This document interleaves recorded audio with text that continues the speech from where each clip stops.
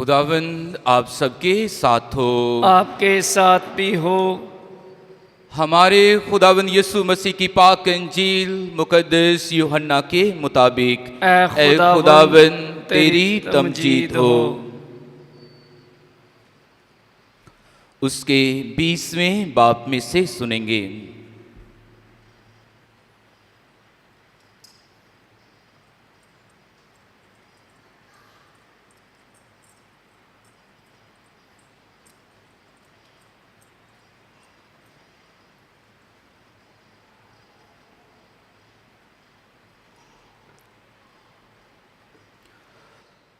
उसी रोज हफ्ते के पहले दिन शाम के वक्त जब उस जगह के दरवाजे जहां शागिर्द जमा हुए थे यहूदियों के खौफ से बंद थे, यीशु आकर बीच में खड़ा हो गया और उनसे कहा, तुम्हें सलामती हासिल हो। और ये कहकर अपने हाथों और अपनी पसली को उन्हें दिखाया। पास शागिर्द खुदावंद को देखकर खुश हुए और यीशु ने फिर उनसे कहा, तुम्हें सलामती हासिल हो। जिस तरह बाप ने मुझे भेजा है मैं भी उसी तरह तुम्हें भेजता हूं। उसने ये कहकर उन पर फूंका और कहा कि तुम रूह कुदुस लो। जिनके गुनाह तुम माफ करो उनके माफ किए गए हैं, जिनके गुनाह तुम कायम रखो उनके कायम रखे गए हैं।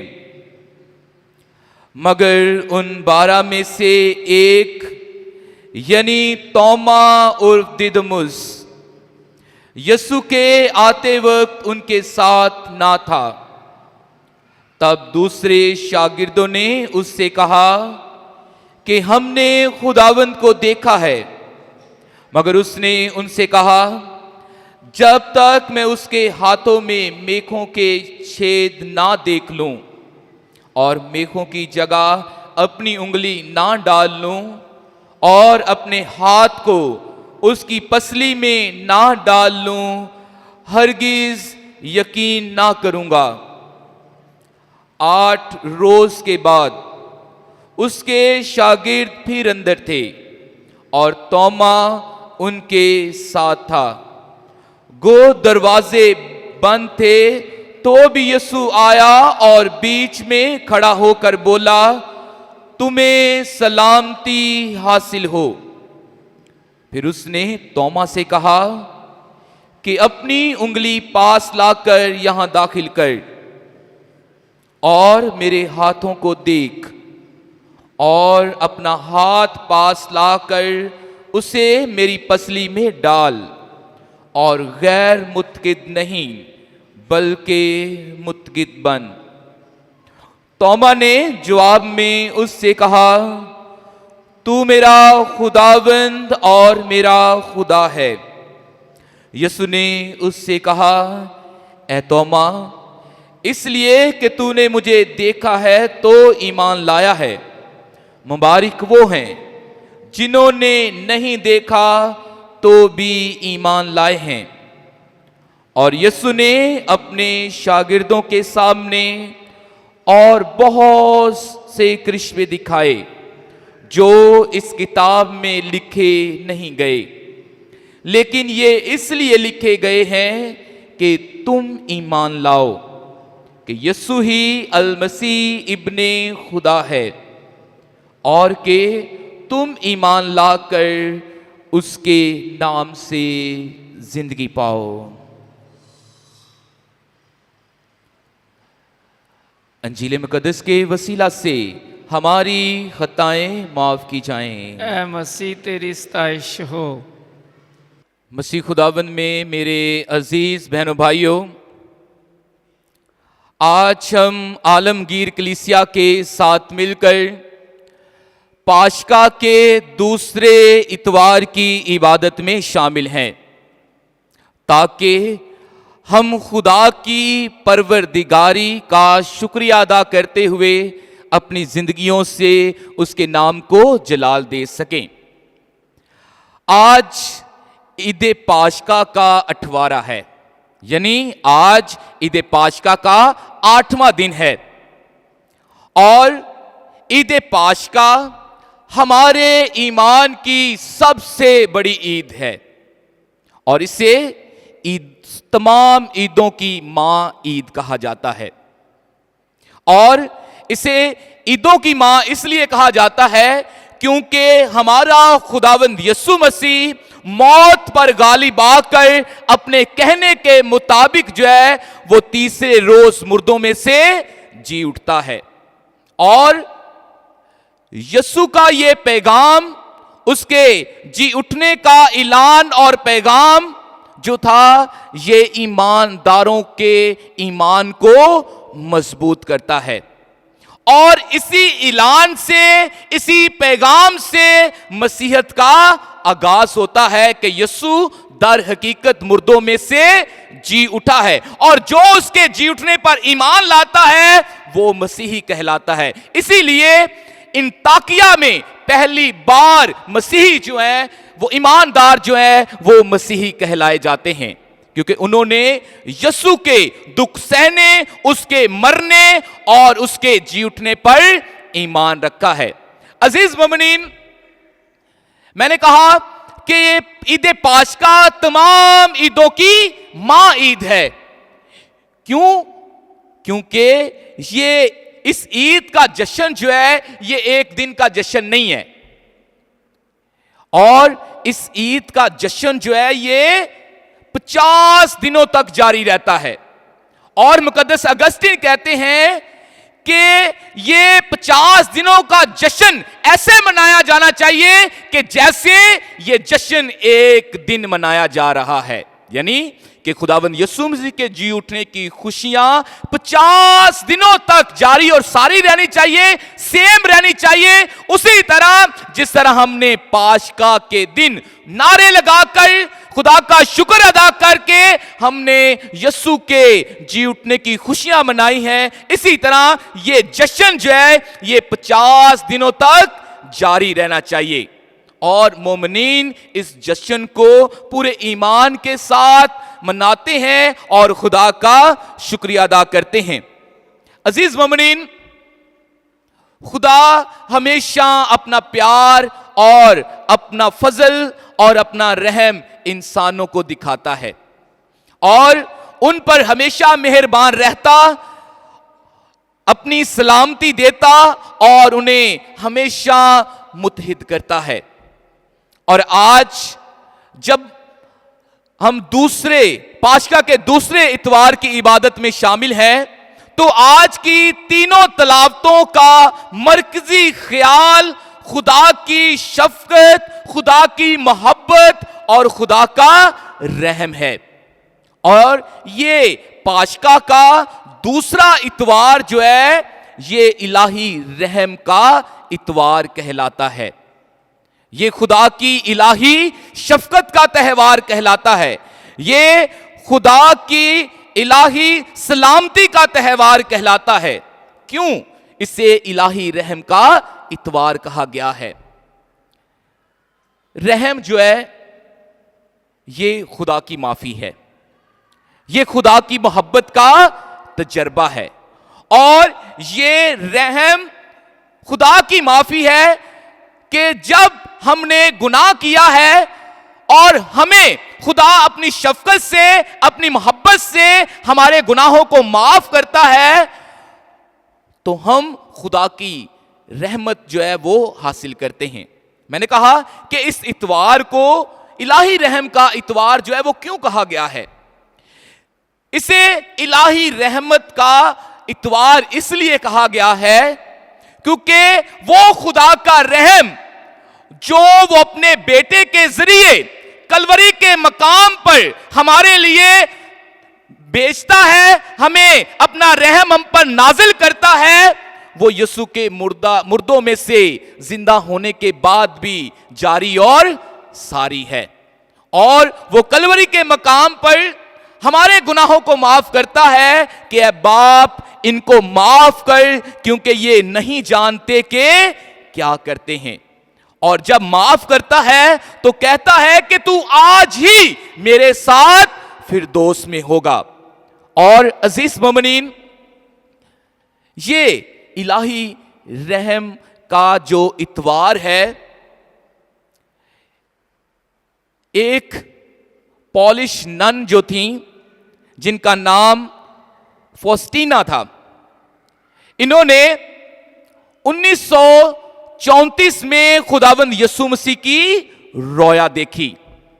और जब इन्होंने खुदावंद यीशु मसीह की रोया देखी तो खुदावंद यीशु मसीह इस पर जो है वो इलाही रहम की इमेज के साथ जो है उस पर जाहिर होता है और उसे कहता है कि ऐ मेरी बेटी, मेरे रहम को दुनिया में आम करो, मेरे रहम को दुनिया को दिखाओ।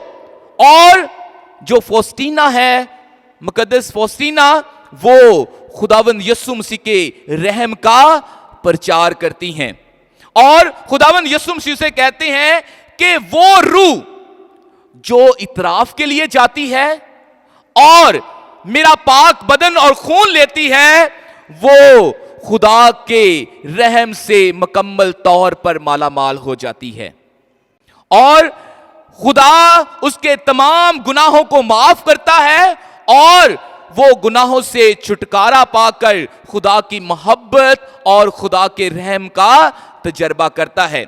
इसीलिए पॉप जॉन पॉल कहते हैं कि खुदा का रहम हम इंसानों तक मसलूब यस्सु के दिल के जरिए पहुंचता है। और अजीज मोमिनीन, आज आपने पाशका की कैंडल देखी होगी, गौर करें, सभी देखें उधर। और पाशका की कैंडल को आज जो है मुख्तलिफ कलर्स के साथ सजाया गया है और उसमें नुमाया कलर जो हमें नजर आ रहे हैं वो वाइट और रेड है। ये दो कलर जो हैं ये खुदा की मोहब्बत और खुदा के रहम को हम पर जो है वो निशावर करते हैं कि कैसे खुदा का रहम और खुदा का फजल हम पर नाजिल होता है। जो लाल रंग है ये बर्रे के खून की अलामत है कि हम सब ने बर्रे के खून के जरिए हमने शिफा पाई है, हमने माफी पाई है, हमने निजात पाई है और बर्रे के खून के बहाने से ही हमने शिफा पाई है। और जो सफेद रंग है वो बपतिस्मे की अलामत है कि हम बपतिस्मा पाकर नई जिंदगी हासिल करते हैं और खुदा के पाक खानदान का हिस्सा बनते हैं। इसीलिए अजीज मोमिनीन, जब हम रहम का लफ्ज सुनते हैं तो इसके लिए इंग्लिश में मर्सी का वर्ड जो है वो इस्तेमाल किया गया है और लैटिन में मिसरिकॉर्डिया, यानी इसका मतलब है कि एक ऐसा दिल जो रहम से भरपूर है, जो रहम से भरा हुआ है और ये दिल जो है ये दूसरों के लिए दुख सहने के लिए तैयार है, दूसरों के लिए दुख सहता है। इसलिए यीशु का दिल हमारे लिए रहम से भरा हुआ है, जो हमारे लिए दुख सहता है। और यही यीशु का पाक दिल हमें जुर्रत देता है, हमें ताकत देता है, हमें हिम्मत देता है ताकि जिंदगी में आने वाली तमाम मुसीबतों और परेशानियों से रहाई हासिल कर सकें। और अजीज मोमिनीन, खुदावंद यीशु मसीह अपने दोस्तों के लिए अपनी जान कुर्बान करके हमें अपना रहम और अपना फजल दिखाता है और कहता है कि इससे ज्यादा प्यार कोई नहीं करता कि अपनी जान अपने दोस्तों के लिए दे दे। और बाप अपना प्यार, अपना रहम और अपनी मोहब्बत अपने इकलौते बेटे को हम गुनाहगारों के वास्ते हलाक होने के लिए बख्श कर दिखाता है। और वो कहता है ताकि जो कोई उस पर ईमान लाए वो हलाक ना हो बल्कि अब्दी जिंदगी पाए। और इसीलिए हम गाते भी हैं कि रहमत नाल है भरिया होया पाक यहोवा साडा, गुस्सा करन दे विचों दीरा प्यार है ओदा डाडा। और हम खुदा की रहमत का और खुदा की मोहब्बत का, खुदा की शफकत का अपनी जिंदगी में तजर्बा करते हैं। और ये खुदा का रहम और खुदा की मोहब्बत ही है कि खुदावंद यीशु मसीह मुर्दों में से जिंदा होकर हम पर खुदा का रहम जो है वो जाहिर करता है, हमें सलामती देता है, हमें रूह कुदूस से मामूर करके गुनाह बख्शने का इख्तियार भी अता करता है। इसलिए पोप फ्रांसिस अपने पासबानी खत मिज़रिकॉर्दिए वुल्तस में द फेस ऑफ मर्सी में बयान करते हैं कि खुदावंद यीशु अल मसीह बाप के रहम का चेहरा है और मुकद्दसा मरियम उस रहम की मां है। और मुकद्दस मत्ती की अंजील उसके 9वें बाब उसकी 13वीं आयत में बयान किया गया है कि मैं कुर्बानी नहीं बल्कि रहम पसंद करता हूं। और हमें इस बात की दावत देता है मुकद्दस लूका की मार्फत उसके 6 बाब उसकी 36वीं आयत में बयान करता है कि तुम रहीम हो जैसे तुम्हारा आसमानी बाप रहीम है, मेहरबान है।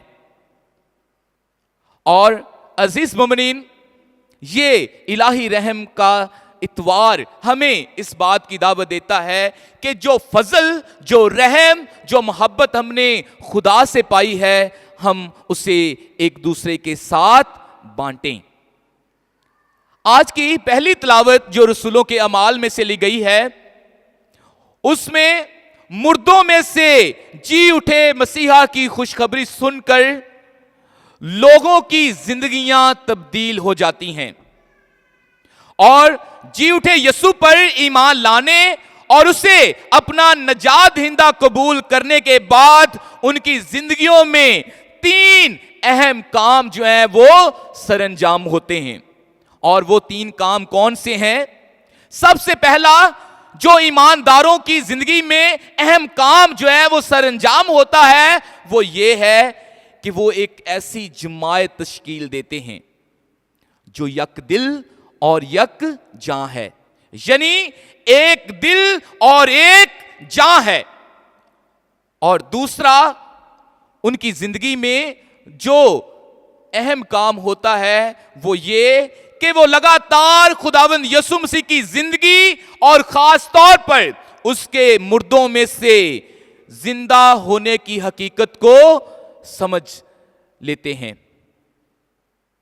और इसके साथ साथ जो तीसरा उनकी जिंदगी में जो अहम काम होता है वो ये है कि जिस रहम का तजर्बा उन्होंने यीशु अल मसीह में किया, उसकी जिंदगी में किया, उसी को एक दूसरे की जरूरियात को पूरा करने के लिए बांटना शुरू हो गए कि जो रहम उन्होंने यीशु से हासिल किया उसका तजर्बा करते हुए वो दूसरों में उस रहम को बांटते रहे। यही तीनों सरगर्मियां उनके रिश्ते को खुद जिंदा यीशु के साथ और खुदा बाप के साथ मजबूती बख्शने का जरिया हुआ। और ये लोग इस हकीकत से भी आशना थे कि ईद पाशका में सलामती और रहम का मतलब यीशु अल मसीह में नई जिंदगी हासिल करना है। और जब वो खुदावंद यीशु मसीह में नई जिंदगी हासिल करते हैं तो वो एक दूसरे के साथ मेल करते हैं, एक दूसरे के साथ रफाकत और शराकत रखते हैं, उनमें इत्तेहाद होता है, उनमें हर चीज जो है वो मुश्तरका हो जाती है। यानी कि जो मेरा है या मेरी है वो हमारे में बदल जाता है और हर चीज उनमें मुश्तरका हो जाती है। ये नहीं है कि उन्होंने नए कपड़े पहने हैं, अच्छे अच्छे खाने खाए हैं तो बस यीशु जिंदा होया है, नहीं, उनकी जिंदगियां मुसलसल बदलती रही हैं और उस रहम का तजर्बा वो हमेशा अपनी जिंदगी में करते रहे। और असर क्या हुआ कि उनमें इत्तेहाद हो गया और उनमें हर चीज मुश्तरका हो गई और एक दूसरे को वो कबूल करने लगे, दिल से कबूल करने लगे और अपनी जिंदगी से खुदा के नाम को जलाल देने लगे। आज की दूसरी तिलावत में मुकद्दस यूहन्ना भी इसी बात पर जोर देता है और हमें बताता है कि एक सच्चे और हकीकी ईमानदार की जिंदगी कैसी होनी चाहिए। और वो बताता है कि जिंदगी कैसी होनी चाहिए। वो कहता है कि जो खुदा से मोहब्बत रखता है वो उसके कलाम पर अमल करता है, वो उसकी बातों को अजीज जानता है और उसी के मुताबिक जिंदगी गुजार कर बरकत पाता है। और उसका हुक्म जो है वो मोहब्बत है। और कहता है कि तुम अपने हमसाए को, अपने भाई को, अपनी बहन को अपनी मानेत प्यार करो। और यही मोहब्बत का हुक्म हमें गुनाहों से बचाता और तमाम बुराइयों का मुकाबला करने के लिए हमारी मदद करता है। आज की अंजील मुकद्दस में हमने खुदावंद यीशु अल मसीह के ज़ुहूर का जिक्र सुना है कि खुदावंद यीशु मसीह अपने शागिर्दों पर अपने आप को जाहिर करते हैं। और इसमें तोमा के ईमान को जो है वो बड़े वाज़े तौर पर बयान किया गया है कि वो खुदावंद पर ईमान लाता है उसे देखकर। और खुदावंद यीशु मसीह उसे कहते हैं कि ऐ तोमा, गैर मुतकिद नहीं बल्कि मुतकिद बन, ईमानदार बन, ईमान में मजबूत हो। अजीज मोमिनीन, खुदावंद यीशु मसीह जब आज मुर्दों में से जिंदा होता है, अपने शागिर्दों पर अपने आप को जाहिर करता है तो उनके ईमान को मजबूत करता है, उन्हें बरकत बख्शता है, उन्हें खुशी अता करता है। बाइबल मुकद्दस में बहुत सारे ऐसे वाकयात हैं कि खुदा जिस जगह, जिस मकाम और जिस जिंदगी में खुदा दाखिल होता है वो जिंदगी तब्दील हो जाती है, वो जगह तब्दील हो जाती है, वो मकाम तब्दील हो जाता है। इब्राहिम की जिंदगी में खुदा दाखिल होता है और वो ईमानदारों का बाप बन जाता है। याकूब जो है वो इसराइल बन जाता है। इसराइल की जिंदगी में खुदा दाखिल होता है तो वो उसे उन्हें आजादी दिलाने के लिए जो है वो उन्हें तैयार हो जाता है। दाऊद की जिंदगी में खुदा दाखिल होता है तो उसे बादशाह बना देता है। और सुलेमान की जिंदगी में जब खुदा दाखिल होता है तो खुदा अपने घर की तामीर के लिए उसकी जिंदगी में दाखिल होता है। पतरस वो कलीसिया का रहनुमा, कलीसिया की चट्टान उसे बनाता है। शाऊल को पालूस करने के लिए खुदा उसकी जिंदगी में जो है वो दाखिल होता है। और तोमा को खुदा गैर मुतकिद से मुतकिद बनाने के लिए यीशु जो है उसकी जिंदगी में दाखिल होता है। और आज की अंजील मुकद्दस में डरे हुए शागिर्दों की जिंदगी में यीशु खुशी लाता है। यीशु उनकी बेचैनी को, कन्फ्यूजन को सलामती अता करता है, उन्हें पाक रूह अता करता है, उन्हें इख्तियार अता करता है कि जिनके गुनाह तुम कायम रखो उनके कायम रखे गए हैं और जिनके गुनाह तुम माफ करो उनके माफ किए गए हैं। और खुदा जो है वो जिस जिंदगी में, जिस मकाम पर की जगह पर दाखिल होता है वो जिंदगियां, वो जगह, वो मकाम जो है वो तब्दील हो जाते हैं। अजीज मोमिनीन, आज खुदा अपने कलाम के जरिए हमारी जिंदगी में दाखिल होता है। आज खुदा हमें इस बात की दावत देता है कि हम खुदा के रहम का अपनी जिंदगी में तजर्बा करें और तजर्बा करते हुए उस रहम को एक दूसरे के साथ बांटें, एक दूसरे के साथ उसे जो है शेयर करें, ताकि हर कोई खुदा की मोहब्बत, खुदा के रहम का तजर्बा करते हुए खुदा की बरकत पाए, जिंदगी पाए और कसरत से पाए। आए आज खुदा से ये फरियाद करते हैं कि खुदा हमें इलाही रहम और सलामती हमें अता करे, और ताकि हम उसके रहम और उसकी शफकत और मोहब्बत को पहचान कर दूसरों तक पहुंचाएं और खुदा से बरकतें पाते रहें और कसरत से पाते रहें। मसीह हमारे खुदावंद के वसीला से आमीन।